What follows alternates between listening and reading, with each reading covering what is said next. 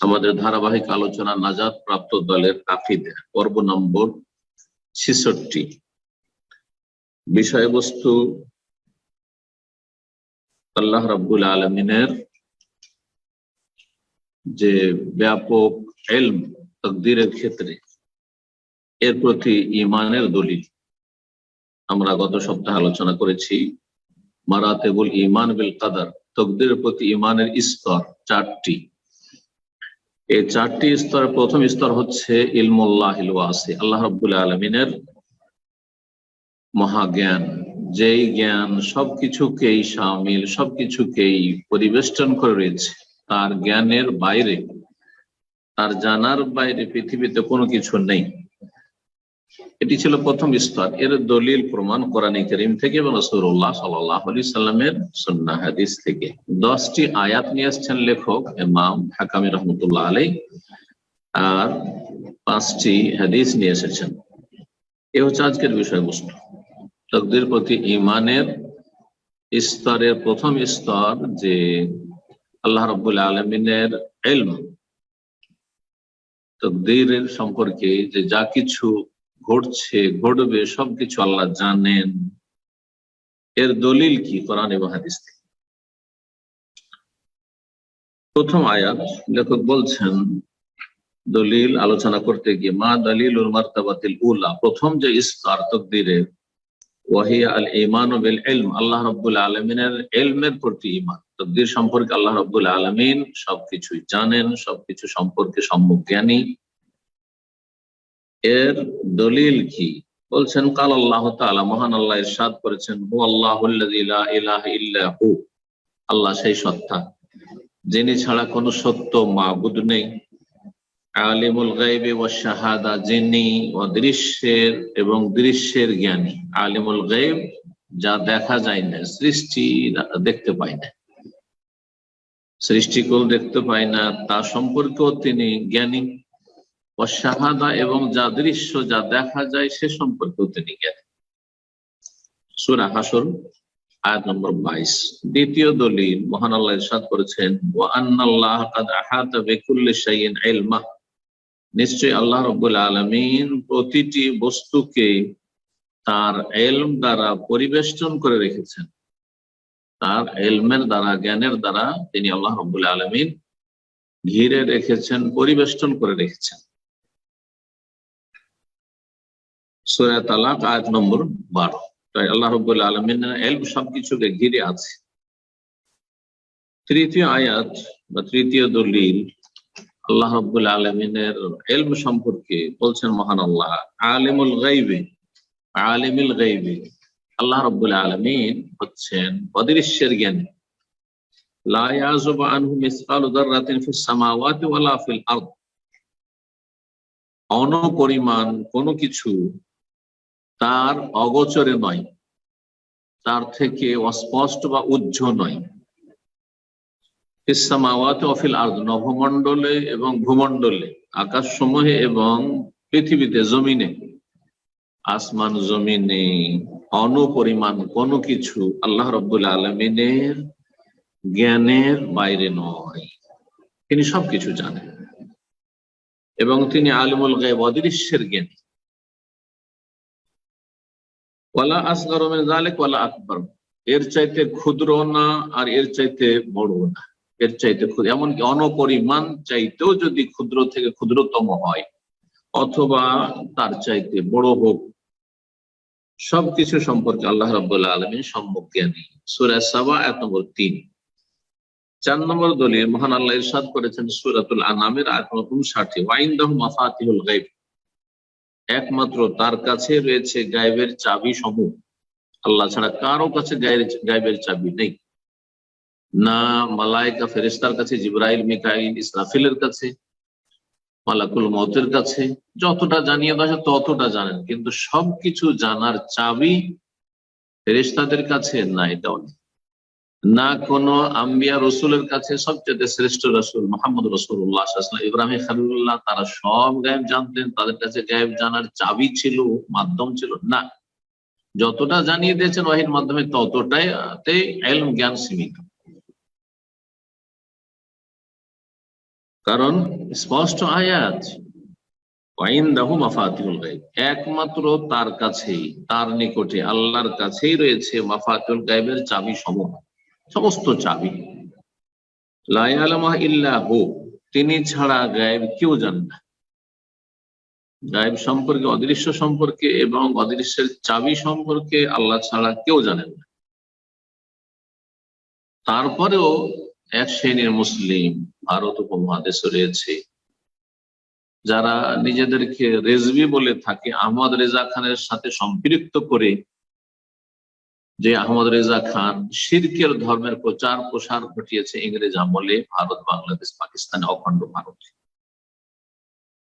তারা পরিচিত ভারত উপমহাদেশে বেরেলভি বলে, বেরেলভি আকিদার লোক। এই বেরেলভি আকিদার একটি শিরকি কুফরি আকিদা হচ্ছে যে নবী সাল্লাল্লাহু আলাইহি সাল্লাম আলেমুল গায়ব, সবকিছুই জানেন, সবকিছু জানার ক্ষমতা তার মধ্যে ছিল। শুধু তাই নয়, আম্বিয়া রাসূলগণ আলেমুল গায়ব। শুধু তাই নয়, বলছে ওলি আউলিয়া যারা আছে, যাদেরকে ওলি আউলিয়া বলা হয়ে থাকে সুফিদের ভাষায়, জিলানী, চিশতি, শাহজালাল, শাহপুর, সব আলেমুল গায়ব। এই শিরকি কুফরি আকীদা সরাসরি কোরআন এবং সুন্নাহর সাথে সাংঘর্ষিক। রাসূলুল্লাহ সাল্লাল্লাহু আলাইহি ওয়াসাল্লাম যদি গায়েব জানবেন, তো বহু ক্ষেত্রে এমন পরিস্থিতি যে তৈরি হয়েছে, যেসব সিরাতুন নবীর ঘটনা, সহিহ হাদিসের ঘটনা, সেগুলি কি করবেন? ছুঁড়ে ফেলে দিবেন? আয়াত ছুঁড়ে ফেলে দিবেন? এসব ঘটনাকে ছুঁড়ে ফেলে দিবেন? নাকি বলবেন যে নবী সাল্লাল্লাহু আলাইহি ওয়াসাল্লাম এই অপরাধগুলি জানার পরও করেছেন? নবী করিম সাল্লাল্লাহু আলাইহি ওয়াসাল্লামের প্রিয়তমা স্ত্রী আয়েশা রাদিয়াল্লাহু তাআলা মালা হারিয়ে গেছে, 2 বার করে মালা হারিয়েছে। আর যে গায়েব জানে তার স্ত্রীর মালা কি করে হারাতে পারে? কি করে হারাবে? তিনি তো জানছেন ঠিক আছে পড়ে গেছে, অমুক জায়গায় আছে, নিয়ে আমি তো দেখছি, জানছি। তলাশ করে করে পেরেশান হয়ে যাচ্ছেন, খুঁজে পাওয়া যাচ্ছে না, নিরাশ হয়ে গেলেন যে চলো চলে যাবো। উট উঠানো হইলো, সহিহ বুখারীর হাদিসে, ফাবা আসনাল বাইরা, যে উটটিতে বসে, যে উটটি বাহন ছিল মা আয়েশা রাদিয়াল্লাহু আনহার, যখন কোন একটি জায়গায় সেখানে অবস্থান করলেন কিছুক্ষণের জন্য, উটটি সেখানে বসে যায়, ওইখানে মালাটি ছিঁড়ে পড়ে গিয়েছিল, উটের পেটের নিচে পড়েছিল। আমরা উটটিকে উঠাইলাম, উটের পেটের তলায়, উটের নিচে সেই হাতটি, সেই মালাটি আমরা পেলাম। অথচ রাসূলুল্লাহ সাহাবায়ে কেরাম কয়েক শত ওটা মাঠ খুঁজে তন্ন তন্ন করে পেরেশান হয়ে যাচ্ছে। মা আয়েশা রাদিয়াল্লাহু আনহা তো খুঁজছেনই, কেউ পাচ্ছেন না। রাসূলুল্লাহ সাল্লাল্লাহু আলাইহি ওয়াসাল্লাম 70 জন সাহাবায়ে কেরামকে, যারা হাফেজে কোরআন, আলেমে দ্বীন, কুররা বলে মশহুর ছিলেন, তাদেরকে কোরআনের তালিমের জন্য কয়েকটি গোত্র এসে বলল, মুনাফিক, কপট গোত্র, মিথ্যুক, কাফের, তারা এসে বললো যে আমরা সব মুসলিম হয়ে গেছি, আমাদের কোরআনের শিক্ষা দেওয়ার, দ্বীনের শিক্ষা দেওয়ার জন্য কিছু আপনার সাহাবায়ে কেরাম যারা দ্বীন সম্পর্কে ভালো জ্ঞান রাখে তাদেরকে পাঠিয়ে দেন। বাছাই কিন্তু 70 জনকে পাঠিয়ে রাসূলুল্লাহ সাল্লাল্লাহু আলাইহি ওয়াসাল্লাম বীরে মোহনা নামক স্থানে বিশ্বাসঘাতকতা করে তারা ওঁত পেতে ছিল, সেখানে সবগুলি হত্যা করে দিলেন। 69 জন শহীদ হয়ে গেলেন, একজন শুধু বেঁচে এসেছিলেন। রাসূলুল্লাহ সাল্লাল্লাহু আলাইহি ওয়াসাল্লামের কাছে ওহী আসলো, ঝরঝর করে চক্ষু দিয়ে অশ্রু প্রবাহিত রাসূলুল্লাহ সাল্লাল্লাহু আলাইহি ওয়াসাল্লামের। তাহলে কি আলিমুল গায়ব নবী সাল্লাল্লাহু আলাইহি ওয়াসাল্লাম হয়ে এই 70 জনকে জানছেন সবকিছু, যে এরা এইসব ষড়যন্ত্র করে এসছে, এরা অমুক জায়গায় ওঁত পেতে আছে, নিয়ে গিয়ে মারবে, সব জানছেন, তারপরে পাঠিয়ে দিলেন? এমন ঘটনা যদি কেউ ঘটায় তাহলে সে খুনি নয়? তাহলে বেরেলভীদের কাছে, মাজার পূজারীদের কাছে রাসূলুল্লাহ সাল্লাল্লাহু আলাইহি ওয়াসাল্লাম খুনি? নাউযুবিল্লাহ। এরকম কত আপনি ঘটনা নিবেন, আর কত ঘটনা থেকে দলিল পেশ করবেন? কোরআনে কারীমে স্পষ্ট স্পষ্ট আয়াত রয়েছে, ওয়ালা আ'লামুল গায়বা, শোনো, আল্লাহ বলাচ্ছেন নবীকে, বলো যে আমি গায়েব জানি না, অদৃশ্য সম্পর্কে আমি জানি না। যতটা আল্লাহ জানিয়ে দিয়েছেন ততটা জানেছি। আর নবী সাল্লাল্লাহু আলাইহি ওয়াসাল্লাম যেসব দ্বীনের বিষয়গুলি জেনেছেন আল্লাহর পক্ষ থেকে অদৃশ্য সম্পর্কে, তা উম্মতকেও জানিয়ে দিয়েছেন, যেগুলি দ্বীনের সাথে, আকীদার সাথে সম্পৃক্ত, ইবাদত বন্দেগীর সাথে সম্পৃক্ত, ভবিষ্যৎবাণী, দাজ্জাল আসবে, ইয়াজুজ মাজুজ আসবে, এগুলো গায়েব জানিয়ে দিয়েছেন। এগুলো তো আমরাও জানি, তাহলে আমরাও আলিমুল গায়ব নাকি? তো নবী সাল্লাল্লাহু আলাইহি ওয়াসাল্লাম ওহীর মাধ্যমে উম্মত চাইতে অনেক বেশি জানছেন, তিনি অনেক বেশি জানতেন। তাই বলে তাকে আলেমুল গায়ব বলা হবে না। আলেমুল গায়ব একমাত্র অদৃশ্যের জ্ঞানী একমাত্র আল্লাহ রাব্বুল আলামিন। যে শিরকি কথা, কুফরি কথা, ইসলাম বিরোধী কথা কোরআন সুন্নাহর সাথে সরাসরি সাংঘর্ষিক। এরপরে ইসলাম থাকে না। কেউ যদি নবীকে বা আল্লাহ ছাড়া অন্য কাউকে আলেমুল গায়ব বলে তাহলে ইমান ইসলাম থাকে না, ধ্বংস হয়ে যায়। আল্লাহ রুবুবিয়তে শিরক, আল্লাহর গুণে শিরক। যাই হোক, এই ছিল 4 নম্বর আয়াত, যে গায়েবের চাবিকাঠি একমাত্র আল্লাহর কাছে, তিনি ছাড়া কেউ জানেন না। 5 নম্বর আয়াত মহান আল্লাহ ইরশাদ করেছেন সূরা আনামের আয়াত নম্বর 124, আল্লাহু আ'লাম হাইসু ইয়াজআলু রিসালাত, আল্লাহ সবচেয়ে বেশি জানেন, সর্বাধিক জ্ঞানী। হাইসু ইয়াজআলু রিসালাতা, যে তিনি কোথায় তার পেগাম রাখবেন, কোথায় তার রিসালাহ রাখবেন, অর্থাৎ কাকে রাসূল বানাবেন। তোমাদের মনের চাহিদা পূরণ করবেন না আল্লাহ রাব্বুল আলামিন, যে তোমরা যা চাইবে তাই হবে। কারণ মক্কার কাফেররা বলেছিল রাসূলুল্লাহ সাল্লাল্লাহু আলাইহি ওয়াসাল্লাম যখন নবুয়ত রিসালাত প্রাপ্ত হলেন এবং আসলেন দ্বীনের দাওয়াত নিয়ে, তখন বিভিন্ন রকমের মন্তব্যের মধ্যে একটি মন্তব্য ছিল, তো আল্লাহর কোন লোক পাইনি, তোমাকে শুধু পেয়েছে একটা ইয়েতিম লোককে, একটা গরিব দরিদ্র ইয়েতিম অসহায়কে পেয়েছেন নবী রাসূল করার জন্য। আরে মক্কা নগরীতে বড় বড় নেতারা আছে, তাদের একজনকে আল্লাহ মনোনীত করতেন। তায়েফ আর একটি শহর পাশেই, সেখানকার বড় বড় নেতারা আছে, সরদার আছে, সমাজপতি আছে, তাদেরকে বাছাই করতেন। কারণ মানুষের এটাই ধারণা যে সমাজপতি হবে, নেতা হবে কারা, যাদের ঘরে পয়সা আছে, যারা জমিদারের ছেলে, যারা প্রভাবশালী, ইত্যাদি ইত্যাদি। এইসব যে মানুষের চিন্তা চেতনা আজ, সেটাই মক্কার মুশরিকদেরও ছিল। সেই জন্য তারা বলেছিল লাউলা নুজিলা হাযাল কুরআন আলা রাজুলিন মিনাল কারিয়াতাইন আযীম, আর এই কোরআন যদি নাযিলই আল্লাহ করবেন তো কেন আল্লাহ নাযিল করলেন লাউলা নুজিলা হাযাল কুরআন আলা রাজুলিন মিনাল কারিয়াতাইন, দুটো যে জনপদ রয়েছে মক্কার তাই পাশাপাশি, তখন জিদ্দার অস্তিত্ব ছিল না, এই দুটো শহর মক্কার তায়েফ ছিল। তো এই যে দুটো জনপদ রয়েছে, দুটো শহর রয়েছে, এই দুই শহরের কোন মহান ব্যক্তি রাজুলিন আলা রাজুল মিনাল কারিয়াতাইন আযীম, কোন মহান ব্যক্তির উপর কেন রিসালাত আল্লাহ পাঠালেন না? মহান ব্যক্তিকে কেন আল্লাহ মনোনীত করলেন না? তোমাকে মনোনীত করেছেন। তো আল্লাহ তার জবাবে বলেছেন আল্লাহু আ'লামু, আল্লাহ বেশি জানেন, হাইসু ইয়াজআলু রিসালাতাহ, যে কোথায় তিনি তার রিসালাত, মেসেজ, পেগাম, আসমানি পেগাম রাখবেন, কাকে রাসূল করে নির্বাচিত করবেন। তোমাদের ইচ্ছা মতো নয়, আল্লাহ সবচেয়ে বেশি জানেন। এখানে আ'লাম বলা হয়েছে, তো সবকিছুই জানে আল্লাহ রাব্বুল আলামিন, এই জন্য সর্বাধিক জ্ঞানী। এখানে শব্দটি আ'লাম আল্লাহ সম্পর্কে এখানে কোরআনে কারীমে শব্দ ব্যবহৃত হয়েছে। 6 নম্বর দলিল মহান আল্লাহ ইরশাদ করেন ইন্না রাব্বাকা হুয়া আ'লামু বিমান দাল্লা আন সাবিলিহি ওয়া হুয়া আ'লামু বিল মুহতাদিন, নিশ্চয়ই হে নবী তোমার প্রতিপালক হুয়া আ'লামু বিমান দাল্লা আন সাবিলিহি, তার রাস্তা থেকে কে পথভ্রষ্ট হয়েছে, বিভ্রান্ত হয়েছে, তার সম্পর্কে সর্বাধিক জ্ঞানী। ওয়া হুয়া আ'লামু বিল মুহতাদিন, আর কারা হেদায়েত প্রাপ্ত, সঠিক পথ প্রাপ্ত, তাদের সম্পর্কে সর্বাধিক জ্ঞানী, সবচেয়ে বেশি জ্ঞানী আল্লাহ রাব্বুল আলামিন। দুইবার করে এখানে আ'লামু, আল্লাহ আ'লামু, আল্লাহ আ'লামু, আল্লাহ সবচেয়ে বেশি জানেন। আর তার একটি হচ্ছে মাকাদিরুল খালায়েক, সৃষ্টি জগতের তকদির সম্পর্কে আল্লাহ রাব্বুল সবকিছু জানেন, যা কিছু ঘটেছে, যা কিছু প্রতিটি মুহূর্তে ঘটতে আছে বর্তমানে, যা কিছু ভবিষ্যতে ঘটবে, সবকিছু সম্পর্কে আল্লাহ রাব্বুল আলামিন সবচেয়ে বেশি জ্ঞানী এবং সবকিছু সম্পর্কে জ্ঞানী। সূরা কালাম আয়াত নম্বর 7 নম্বর দলিল মহান আল্লাহ ইরশাদ করেছেন আলাইহিসসাল্লাহু বিআলামি শাকিরিন, আল্লাহ কি শুকরগুজার বান্দাদের সম্পর্কে সবচেয়ে বেশি জ্ঞানী নন? সূরা আনাম আয়াত নম্বর 53। 8 নম্বর দলিল আল্লাহ বলছেন আলাইহিসসাল্লাহু বিআলামি বিমা ফি সুদুরিল আলামিন, সূরা আনকাবুত আয়াত নম্বর 10। আল্লাহ বলছেন আলাইহিসসাল্লাহু বিআলাম, আল্লাহ কি সবচেয়ে বেশি জ্ঞানী নন, বিমা ফি সুদুরিল আলামিন, বিশ্বজগতের মনে, হৃদয়ে কি আছে। বিশ্বজগতে যত মানুষ রয়েছে, জিন রয়েছে, সমস্ত যে মুকাল্লাফ বান্দা মানুষ এবং জিন, এদের অন্তরে কি আছে, এদের অন্তঃকরণ কি, ভালো না মন্দ, কার অন্তরে সততা আছে, কার অন্তরে সততা নেই, কার অন্তরে ঈমান আছে, কার অন্তরে কুফর আছে, কার অন্তরে তাওহীদ আছে, কার অন্তরে শিরক আছে, কার অন্তরে সুন্নতের মহব্বত আছে, কার অন্তরে বিদআতের মহব্বত আছে, পাপের মহব্বত আছে, কুপ্রবৃত্তির অনুসরণ আছে, মনের চাহিদা বাসনা পূরণ করার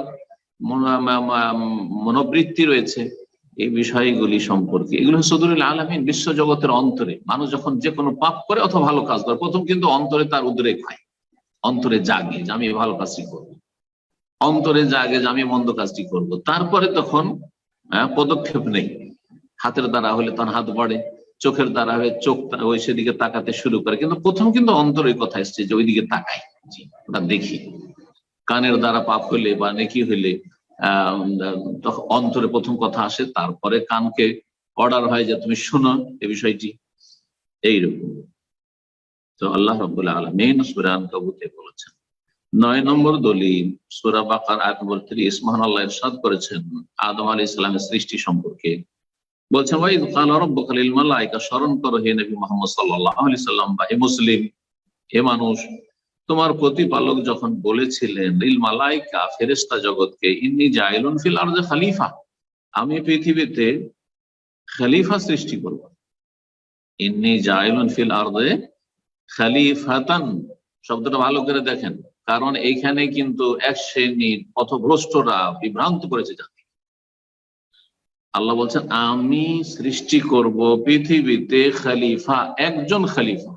এখানে এই নাই যে আমার খলিফা, খলিফাতি ইয়া নাই, কিন্তু এখানে আমার খলিফা বলেন কোন আয়াতে খুঁজে পাবেন না, কোন একটি হাদিসও খুঁজে পাবেন না যে আমি আমার খলিফা সৃষ্টি করব আর আদম হচ্ছে আমার খলিফা, মানব জাতি হচ্ছে আল্লাহর খলিফা।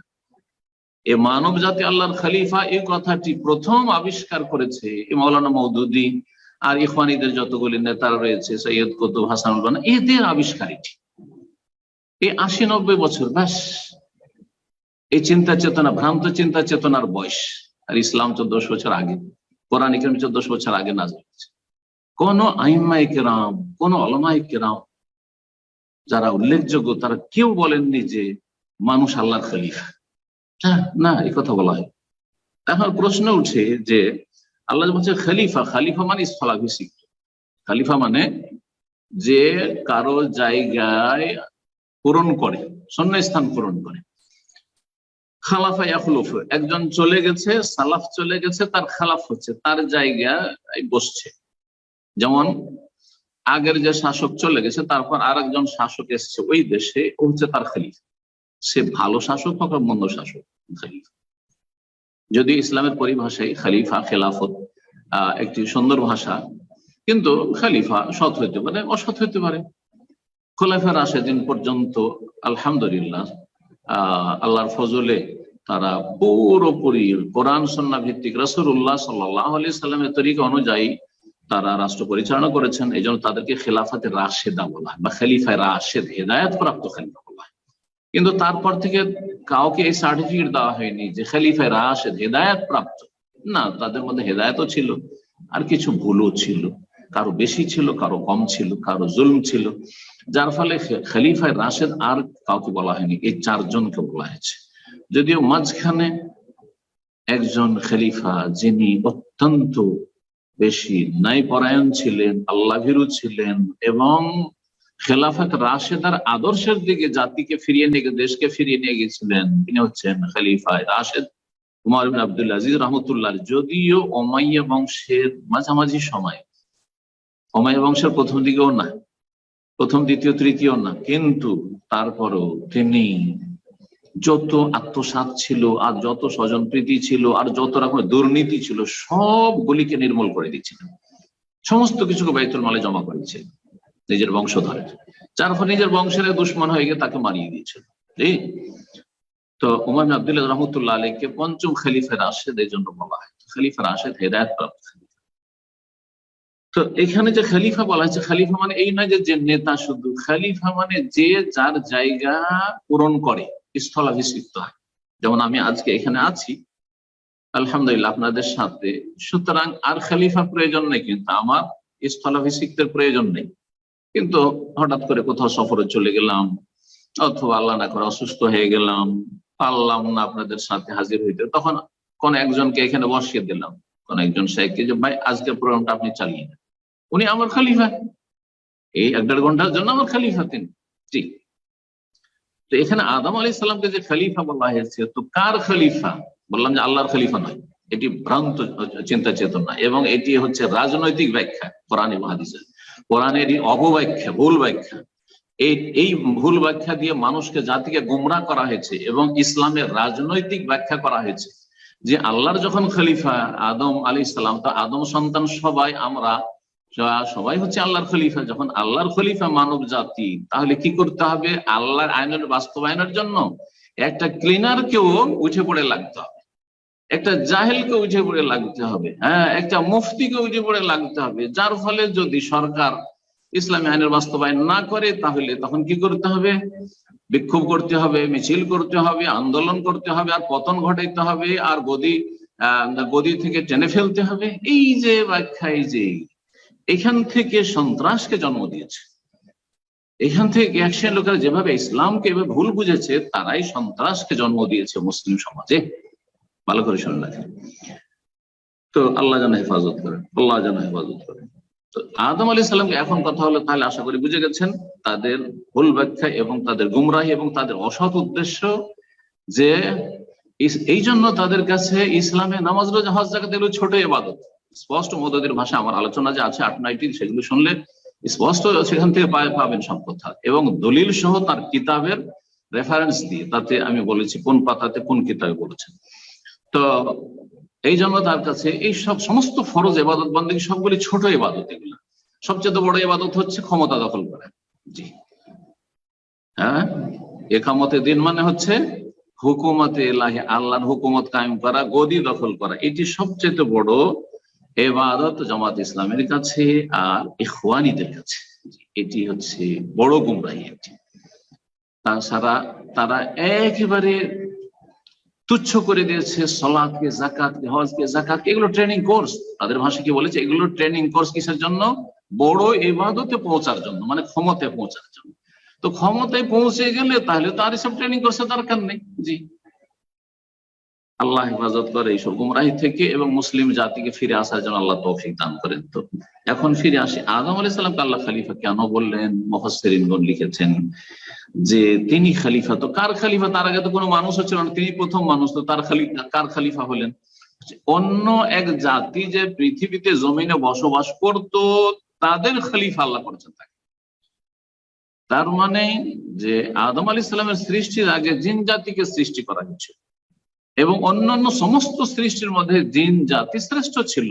গরু, ছাগল ইত্যাদি যত পশু পাখি রয়েছে, গাছপালা ইত্যাদি, পাহাড় পর্বত, সবগুলির মধ্যে ফেরেশতা বাদ দিয়ে, মালায়েকা বাদ দিয়ে, কারণ মালায়েকা তো সবসময় ভালো কাজ করে, তার মধ্যে ভালো মন্দ দুটো শক্তি নেই।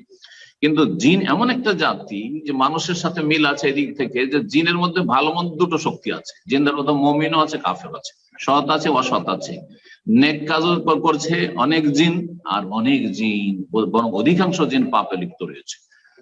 তো ঠিক মানুষের মতন। তো আদম আলাইহিস সালামকে আল্লাহ খলিফা বলেছেন। কার খলিফা? জিনদের খলিফা। যে এতদিন জমিন আবাদ করছিল, জমিনে বসবাস করছিল, এবং জমিনে নেতৃত্ব দিচ্ছিল, জমিনে দাপট চালাচ্ছিল জিন জাতি, এখন নেতৃত্ব দেবে এবং জমিন আবাদ করবে, জমিনে বসবাস করবে, স্থলাভিষিক্ত হবে। এদিক থেকে জিন চাইতে শ্রেষ্ঠ জাতি সেটা হচ্ছে মানব জাতি। আর মানব জাতির প্রথম যিনি জিনদের খলিফা হয়েছেন, তিনি হচ্ছেন আদম আলাইহিস সালাম। তিনি জাইল ফিল আরদি খলিফা ইয়াখলুকু বাদুহুম বাদান। এইজন্য মুফাসসিরিন ইবনে কাসির অন্যান্য তাফসীরে ইয়াখলুকু বাদুহুম বাদান, মানব জাতি একজন অপরজনের খলিফা হবে। দেখেন, আমার আব্বা মারা গেছেন, এখন পরিবারে আমি তার খলিফা, স্থলাভিষিক্ত। আমার পরে যে ছোট ভাইরা রয়েছে পারিবারিক ক্ষেত্রে, তারা স্থলাভিষিক্ত হবে এইভাবে।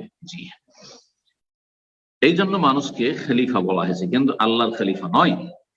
কালু, তখন মালাইকা বলেছিলেন, আতাজালু ফিহা মান ইউফসিদু ফিহা, আপনি কি এমন কাউকে সৃষ্টি করবেন এই পৃথিবীতে যে সেখানে বিশৃঙ্খলা সৃষ্টি করবে? আরে মানুষকে, আদমকে কেন সৃষ্টি করেছেন আপনি? মানব জাতিকে সৃষ্টি করেন আদম থেকে, অসংখ্য মানুষ নর নারী ছড়িয়ে যাবে পৃথিবীতে, আর কত যে ফাসাদ সৃষ্টি করবে, আর কত যে এরা হানাহানি করবে, আর কত যে এরা অশান্তি করবে পৃথিবীতে, ফাসাদ সৃষ্টি করবে, এবং এর রক্তপাত করবে। প্রতিদিন দেখেন খুন হতে আছে। এবং পৃথিবীতে যতগুলি অস্ত্র ভান্ডার রয়েছে সবগুলি কিন্তু মানুষ হত্যার জন্য, হিংস্র পশু হত্যার জন্য কিন্তু পৃথিবীতে অস্ত্র ভান্ডার নেই। যে সিংহ, বাঘ, আর তারপরে আরো যেসব রয়েছে বিষাক্ত সাপ, যেগুলো মানব জাতির ক্ষতি করে, এইসব পশু হত্যা করার জন্য কিন্তু অস্ত্রের ভান্ডার নেই। এই অস্ত্রের প্রতিযোগিতা, এটা কিসের জন্য? শুধু মানব জাতিকে হত্যা করার জন্য। তো ফেরেশতারা এটা উপলব্ধি করতে পেরেছিলেন যে মানব জাতি পৃথিবীতে রক্তপাত করবে। মা মেয়েকে খুন করছে, সুবহানাল্লাহ। বাপকে ছেলে মেয়ে খুন করছে, মাকে খুন করে দিচ্ছে, নিজের মায়ের পেটের ভাইকে বোনকে খুন করছে, স্বামী স্ত্রীকে খুন করছে, স্ত্রী স্বামীকে খুন করে দিচ্ছে। এই জাতিকে কেন সৃষ্টি করবেন? আর যদি আল্লাহ তোমার ইবাদত বন্দেগী লাগে, তা আমরা তো আছি, আমরা কি কাজে আছি? ওয়ানাহনু নুসাব্বিহু বিহামদিকা, হে আল্লাহ আমরা ফেরেশতারা আপনার প্রশংসার সাথে সাথে তাসবিহ পাঠ করছি, সুবহানাল্লাহ বলছি, আলহামদুলিল্লাহ বলছি, লা ইলাহা ইল্লাল্লাহ বলছি, সবসময় জিকির আজকারি। ইউসাব্বিহুনাল লাইলা ওয়ান নাহারা লা ইফতারুন। আল্লাহ কোরআনে কারিমে বলছেন যে ফেরেশতাকে আল্লাহ এমন ভাবে সৃষ্টি করেছেন, রাত দিন 24 ঘন্টা প্রতি মুহূর্তে তাদের আহারই হচ্ছে জিকির আজকার করা, তাদের আহারই হচ্ছে তাসবিহ তাহলিল করা। লা ইফতারুন, তারা কখনো ক্লান্ত হয় না। ওয়া নুকাদ্দিসু লাক, আর আমরা ফেরেশতারা আপনার পবিত্রতা ঘোষণা করব। কেন আপনি আদমকে সৃষ্টি করবেন? কালা, তখন আল্লাহ উত্তরে বলেছিলেন, ইন্নী আ'লামু মা লা তা'লামুন, আমি যা জানি তোমরা জানো না। তাহলে ফেরেশতারাও জানেন না যা আল্লাহ জানেন। তো আল্লাহ রাব্বুল আলামিন সবকিছু জানেন, তার একটি দিক হচ্ছে তাকদীরের বিষয়। তারপরে 10 নম্বর আয়াত, এই যে আয়াত শেষ সব বলেছিলাম 10টি আয়াত এখানে উল্লেখ করেছে লেখক। আল্লাহ রাব্বুল আলামিন সূরা বাকারা আয়াত নম্বর 216 তে বলছেন, ওয়া আসান তাকরাহু শাইয়ান, হতে পারে তোমরা কোনো কিছুকে অপছন্দ করছো, ঘৃণা করছো, ওয়া হুয়া খায়রুল লাকুম, কিন্তু সেটি তোমাদের জন্য উৎকৃষ্ট বা তোমাদের জন্য কল্যাণকর। ওয়া আসান তুহিব্বু শাইয়ান, আর সম্ভবত তোমরা কোনো কিছুকে পছন্দ করছো, ভালোবাসছো, যে এটাই হোক এমনটাই হোক। কে চায় না যে ধনী হই, কে চায় না যে নেতা হই, কে চায় না যে বড় পণ্ডিত হয়ে যায়, কে চায় না যে বড় বড় যারা দিন পছন্দ করে বড় আলেম হয়ে যায়, কে চায় না দুনিয়াদার যারা যে তার ছেলেরা সবাই ডাক্তার হোক, ইঞ্জিনিয়ার হোক, বৈজ্ঞানিক হোক, এই হোক, আর সব পৃথিবীর একবারে সেরা হিরো হয়ে যাক। কে চায় না? সবাই চায়। ওয়াসান তুহিব্বু শাইআন, আর সম্ভবত তোমরা কোনো কিছুকে ভালোবাসো, ওয়া হুয়া শাররুল লাকুম, কিন্তু সেটা তোমাদের জন্য অনিষ্টকর, অমঙ্গলজনক। আল্লাহু ইয়ালামু, আল্লাহ জানেন, ওয়া আনতুম লা তা'লামুন, তোমরা জানো না। আল্লাহ সবকিছুই জানেন।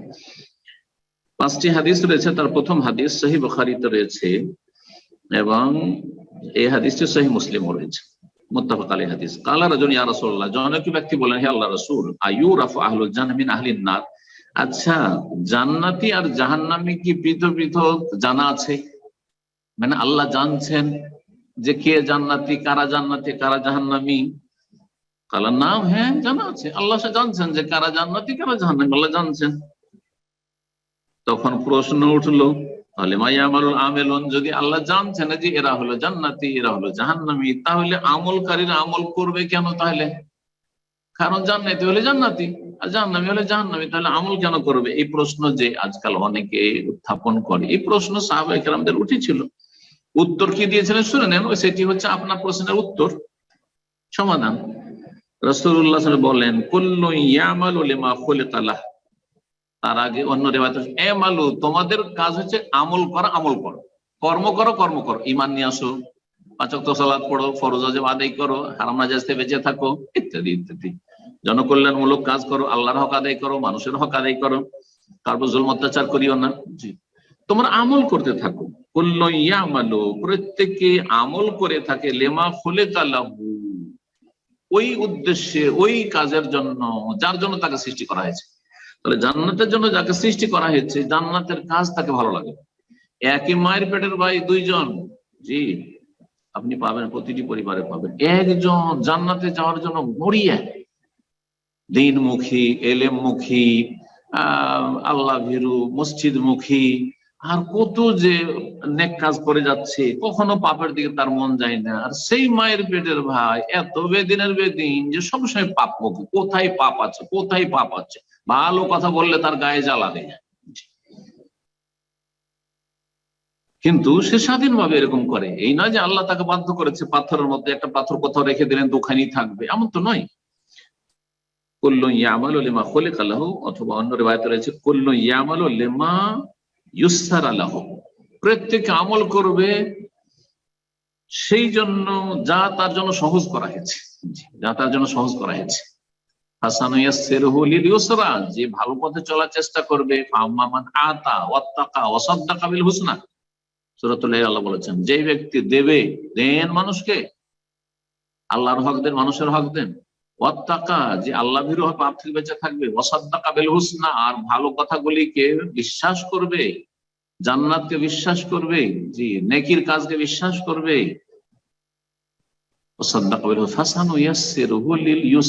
তার জন্য সহজ বিষয়টি সহজ করে দেবো, জান্নাতে যাও সহজ, সেটাকে সহজ করে দেবো, সেটাই ভালো লাগবে তাকে। পক্ষান্তরে যে ব্যক্তি কৃপণতা করবে, বখিল, খরচ করতে চাই না, যাকাত দিতে চাই না, বাপ মাকে হক দিতে চাই না, স্ত্রীকে দিতে চাই না, ঠিক, ওয়াস্তাগনা, এবং যে বেপরোয়া হয়ে গেল, ওয়াকাযা বিল হুসনা, আর ভালো কথাগুলিকে মিথ্যা মনে করলো, আরে ভালো কথা বললে গায়ের জ্বালা হয়, ভালো কথা পছন্দই লাগে না, ফাসানু ইয়াসসিরহু লিল উসরা, কঠিন রাস্তা তার জন্য সহজ করে দেবো, যা তুই যেদিকে যাবি যা। কিন্তু মানুষ কিন্তু স্বাধীনভাবে যায়, ভালোর দিকেও স্বাধীনভাবে যায়, আর মন্দর দিকে মন্দরা স্বাধীনভাবে যায়, এই কথাই বলেছেন এই হাদিসে। হাদিস সহিহ বুখারী মুসলিমের ইমরান বিন হুসাইন রাদিয়াল্লাহু তাআলা আনহু থেকে বর্ণিত। দ্বিতীয় হাদিস,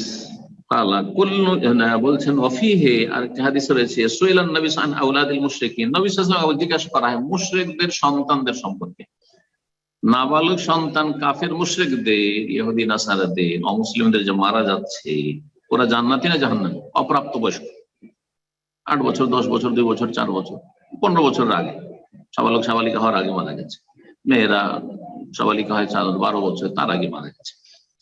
তাহলে তারা তো আর কোনো পাপ করে যায়নি, বা তাদের উপর তো শরীয়তের দায়িত্ব আসেনি, তো এরা জান্নাতি না জাহান্নামী জিজ্ঞাসা করা হয়। তখন নবী সাল্লাল্লাহু আলাইহি ওয়াসাল্লাম বলেন, আল্লাহু আ'লামু বিমা কানু আমিলিন, আল্লাহ বেশি জানেন যে তারা কি আমল করতো পৃথিবীতে থাকলে। এরা যদি বড় হইতো, সাবালক হইতো, সাবালিকা হইতো, তো কি আমল করতো, ঈমান নিয়ে আসতো না কুফরি করতো, এরা তাওহীদবাদী হইতো না শিরকপন্থী হইতো, এরা নেকির কাজ করতো না পাপ করতো, আল্লাহ রাব্বুল আলামিন সেই অনুপাতে, সেই অনুযায়ী ফয়সালা করবেন।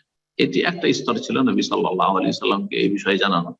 কিন্তু এই ক্ষেত্রে সঠিক মত হচ্ছে যে মুসলিমদের সন্তান যারা মারা যাবে নাবালক অবস্থায়, তারা জান্নাতি, তারা সবাই জান্নাতি। আর মুশরিকদের সন্তান নিয়ে বড় ইখতিলাফ রয়েছে, বড় দ্বিমত রয়েছে। আর তার মধ্যে একটি মত হচ্ছে যে আল্লাহ পরীক্ষা করবেন, হাসর মাঠে পরীক্ষা করবেন আল্লাহ রাব্বুল আলামিন। এটিকে অনেক সালাফি ওলামারা শক্তিশালী বলেছেন। আর কেউ বলেছেন না, আল্লাহ রাব্বুল আলামিন যেহেতু ইনসাফ করেন, আর ওদের ওই বয়স হয়নি, সুতরাং তারাও জান্নাত। যাই হোক, এই বিষয়ে আমাদের অত বেশি জল্পনার প্রয়োজন নেই, দলিল পরস্পর বিরোধী এসেছে, এই জন্য ইখতিলাফ হয়েছে। 3 নম্বর হাদিস, যে 2 নম্বর হাদিসটি বললাম, এটিও বুখারী মুসলিমের হাদিস, ইবনে আব্বাস থেকে বর্ণিত, আবু হুরায়রা থেকে বর্ণিত, জি মা আয়েশা থেকে বর্ণিত হয়েছে। 3 নম্বর হাদিস সহিহ মুসলিমে রয়েছে। রাসূলুল্লাহ বলেন, ইন্নাল্লাহা খালাকাল জান্নাতি আহলান, আল্লাহ রাব্বুল আলামিন জান্নাতের জন্য এক দলকে সৃষ্টি করে, জান্নাতের পরিবার যারা জান্নাতি, খালাকাহুম লাহা, জান্নাতের জন্য সৃষ্টি করেছে, ওয়াহুম ফি আসলাবি আবে, যখন তারা তাদের পূর্বপুরুষদের বাবার ওরসে ছিল, এখনো পৃথিবীতে আসেনি, তখনই আল্লাহ তাদেরকে জান্নাতের জন্য সৃষ্টি করেছেন। ওয়া খালাকাল নার আহলান, আর একদলকে আল্লাহ জাহান্নামী পরিবার, জাহান্নামী বলে সৃষ্টি করেছেন। খালাকাহুম লাহা, আল্লাহ জাহান্নামের জন্য সৃষ্টি করেছেন। ওয়া হুম ফি আসলাম, যখন তারা বাপের ওরসে ছিল, নিজ নিজ বাবার ওরসে ছিল, এখনো পৃথিবীতে ভূমিষ্ঠ হয়নি। তো আল্লাহ রাব্বুল জান্নাতের জন্য সৃষ্টি করে, জাহান্নামের জন্য সৃষ্টি করেছেন। তাহলে আল্লাহ জানছেন যে কে জান্নাতি কে জাহান্নামী, কিন্তু আল্লাহ বাধ্যও করেননি, আমাদের স্বাধীনতা আল্লাহ দিয়েছেন।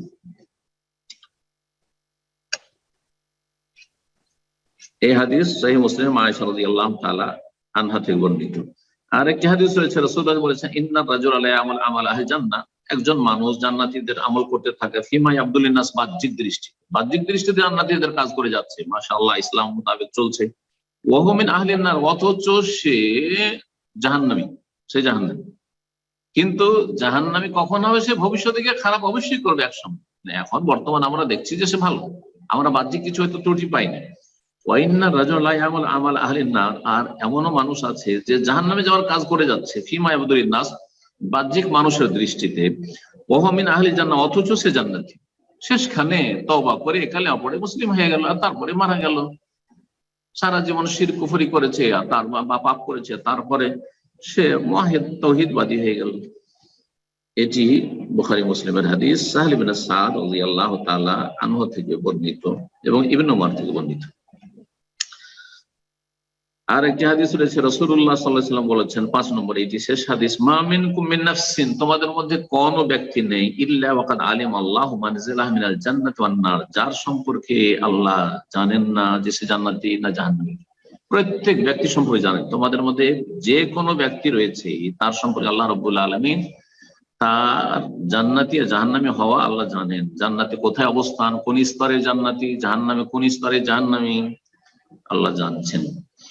কালু ইয়া রাসূলুল্লাহ, তখন সাহাবীরা, হে আল্লাহর রাসূল, ফালিমান না'মাল, তাহলে আমল করব কেন? যদি আল্লাহ জানছেন যে কে জান্নাতি কে জাহান্নামী সব জানছেন, তাহলে কেন আমল করব? আফালা নাত্তাকিল, তাহলে আমরা কি এই ভাগ্যের উপর, তকদির উপর ভরসা করে থেকে যাব না? আল্লাহ, না না, তকদির উপর ভরসা করে কর্মহীন হইলে হবে না।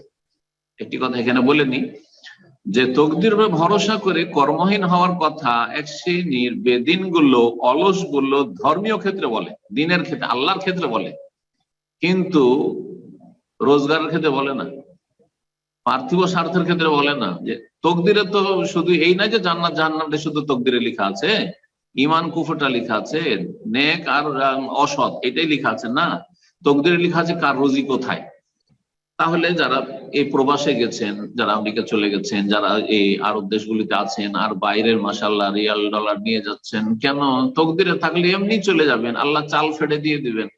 হ্যাঁ, তো কেন কর্ম করছেন? এত কষ্ট করে, এত ঝুঁকি নিয়ে, কত বন জঙ্গল আর 5টা 7টা 10টা দেশ, সাপ বিচ্ছুর আর কত রকমের ঝুঁকি নিয়ে রাস্তাতে কত কে মরে যাচ্ছে, তারপরে দেখছেন না?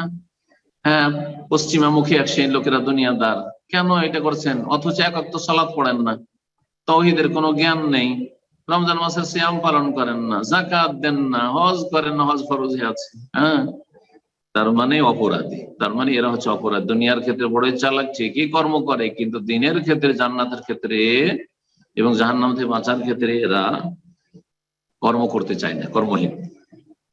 নবী সাল্লাল্লাহু আলাইহি ওয়াসাল্লাম উত্তরে বললেন, যখন তারা বলল যে আমরা তাহলে তকদির ভরসা করে বসে থাকবো, আল্লাহ, না না না, ভরসা করে বসে থাকলে হবে না, কর্মহীন হইলেন। এ মালু, আমল করো, ফাকুল্লুন মুয়াসসারু লিমা খুলিকা লাহু, প্রত্যেকের জন্য সহজ লাগবে, সহজ করে দেওয়া হবে যেই জন্য তাকে সৃষ্টি করা হয়েছে। যাকে জান্নাতের জন্য আল্লাহ সৃষ্টি করেছেন, দেখেন ক্ষমতা আমাদের মধ্যে দুটোই আছে, কিন্তু আমি আলহামদুলিল্লাহ 5 ওয়াক্ত সালাত পড়ছি, আমার মধ্যে কিন্তু এর বিপরীতটাও আছে, কিন্তু আলহামদুলিল্লাহ আল্লাহর খাস রহমত এবং আমার চেষ্টা আছে, সেই জন্য আল্লাহ তৌফিক দিয়েছেন। যারা পাপ করছে তাদের মধ্যে কিন্তু ভালো হওয়ার ক্ষমতা আছে, কিন্তু সেই ক্ষমতা তারা প্রয়োগ করে না, ব্যবহার করে না। সুম্মা তারা, তারপরে সূরাতুল লাইলের আয়াত নম্বর 5 থেকে 10 পড়লেন, যার তাফসীর আগে করে ফেলেছি। ফাআম্মা মান আতা ওয়াত্তাকা ওয়াসাদ্দাকা বিল হুসনা ফাসানুয়াসসিরহু লিল ইউসরা ওয়া আম্মা মান বাখিলা ওয়াস্তাগনা ওয়া কাযাবা বিল হুসনা ফাসানুয়াসসিরহু লিল উসরা। এছাড়া অনেক হাদিস রয়েছে তাকদীর সম্পর্কে, আল্লাহ রাব্বুল সবকিছু জানেন এই মর্মে। এখানে আজকে আলোচনা শেষ করছি। ওয়া সাল্লাল্লাহু আলা নবিয়িনা মুহাম্মদ ওয়া আলা আলিহি ওয়া সাহবিহি আজমাইন।